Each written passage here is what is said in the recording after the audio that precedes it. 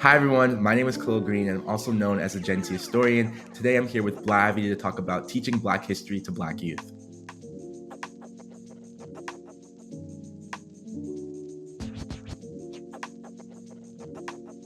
I first became interested in sharing lesser known stories from Black history as a student in college. I was a history major at Yale University, and in my classes, I would learn about stories of policies and presidents and people in power who did really harmful things to the Black community and to other marginalized communities that explain the realities of today, whether it be wealth disparities or health disparities, so on and so forth. And I thought that by sharing these stories with the general public, it would help people understand not only the problems that exist amongst marginalized communities, but also the solutions to those problems.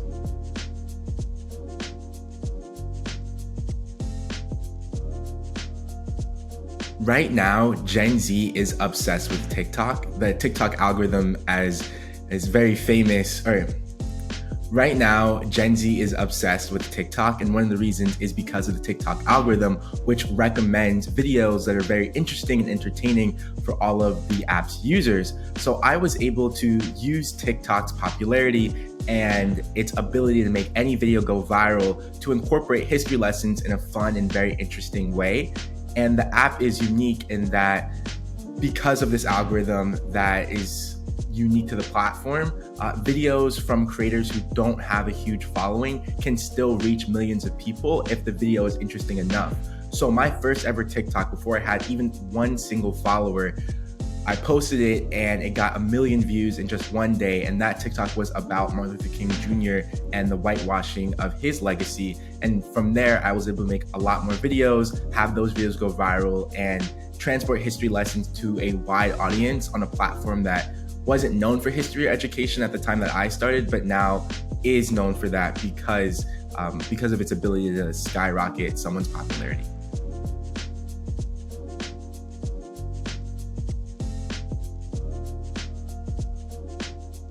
One topic within Black history that I think deserves more attention is a topic that I covered this Black History Month, and it's the idea that every single Black person now, in the past, and in the future contribute significantly to Black history. So you, if you're watching this video right now, are a very important part of Black history.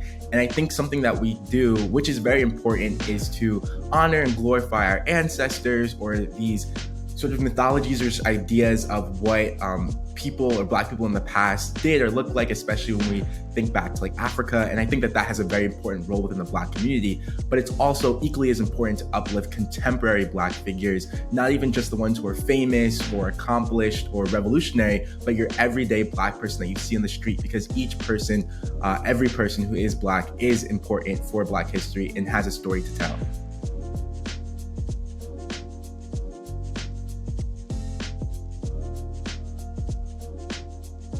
When it comes to issues of racial justice, so many people who are having conversations about how to solve these issues are uninformed on how these issues were caused in the first place. One of the biggest debates happening right now, especially in the South, is how do we teach children about all of the racism within American history, starting with the transatlantic slave trade and going up through all of the policies that exist today that create racial disparities in terms of wealth, health, and prisons, and so many other sectors of society.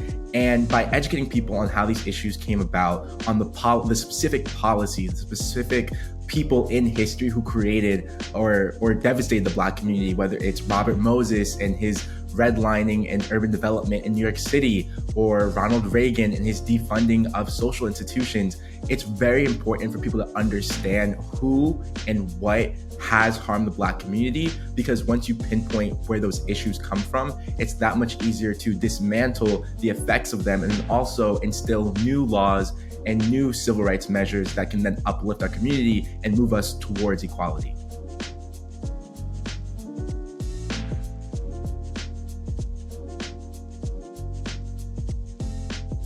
When I'm making videos about nuanced historical events or figures, it's important for me to be simple and be direct, but then also try to incorporate nuance where I can.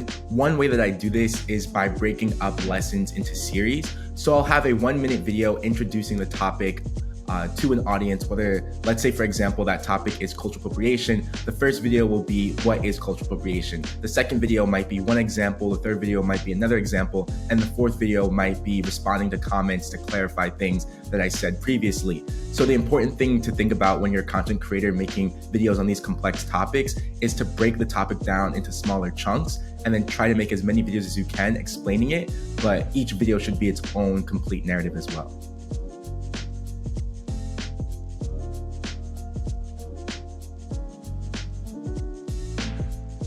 One thing that's very challenging for me as a content creator is reacting in real time to current events that warrant some sort of response from the Black community. There's unfortunately no shortage of anti-Black events that occurred. Most recently, I read about a Black homeless man who was killed on an NYC subway.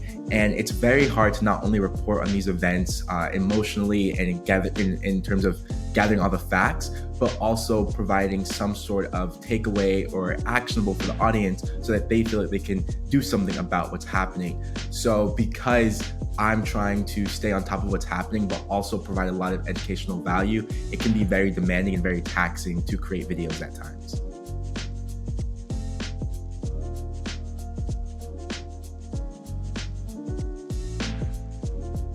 Right now, the American education system is very biased in how it tells history. At least I can speak to when I was a student. We learned of a very simplistic narrative that frames the discovery of America as something that was done by Christopher Columbus, who was a noble explorer. We learned about the founding fathers and how they were somehow geniuses and highly respected individuals that should retain their sense of admiration today. But unfortunately, a lot of these stories that we learn in school about history are not only simplistic, but they cover up a lot of the atrocities that happened in US history. And unfortunately, in most schools around the United States, we're not going to go in depth on that side of the narrative of America. But social media, because creators who are not beholden to any government or any school board are creating educational materials, there's a lot more freedom for us to discuss what we think is important. So for me, I'm able to fill in many of the gaps of the public school curriculums, especially the history curriculums, by talking about the stories and the injustices faced by marginalized people throughout the United States that unfortunately go underreported and underdiscussed by teachers today.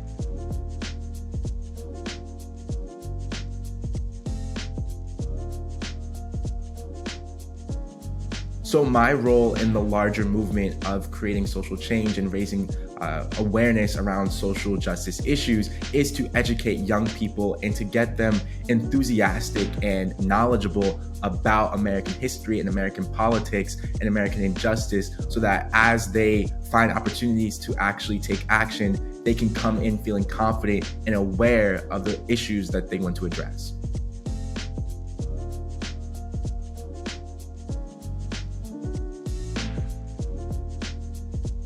For young people who are interested in learning about Black history but don't know where to start, I'd always say find something that you're passionate about just generally, and Google, you can always start with Google the Black history of that topic. So for me, something that I've always been interested in is action movies.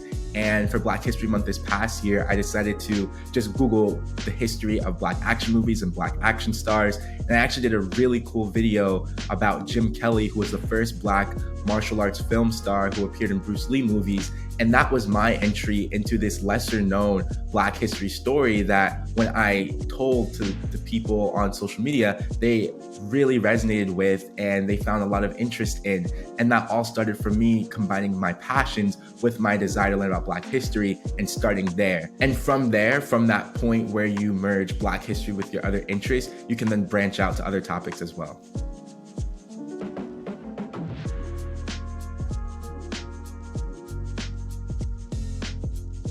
In the future, of course, start with my social media. Right now, I'm mainly on TikTok and Instagram, but I hope to expand to longer form videos on YouTube as well. I'm doing a lot more collaborations with other creators within the Black community and other communities to talk about really important issues that might intersect or that might branch my own knowledge on this topic. I'm also currently on a Nickelodeon show called Nick News, so definitely check that out. And in the future, I hope to expand to more media and hopefully produce more content that's not only video content, but also written content for you guys as well.